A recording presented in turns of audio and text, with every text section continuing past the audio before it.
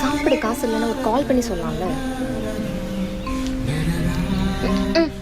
அப்படியே இவர் கால் பண்ணிட்டாலும். டேய் இங்க பாரு, இங்க பாருடா, இங்க பாருங்கிற. என்ன சொல்லு. நான் யாரு உனக்கு? ஃப்ரெண்டு. எத்தனை வருஷமா? எதுக்கு இதெல்லாம் இப்போ கேட்குற? மூட்டு சொல்லு. சொல்கிறோம் எருமை.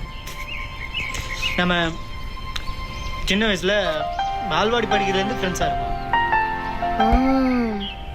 சின்ன வயசுலேருந்து ஃப்ரெண்ட்ஸாக இருக்கும். எனக்காச்சும் ஒரு நாள் ஒரு சின்ன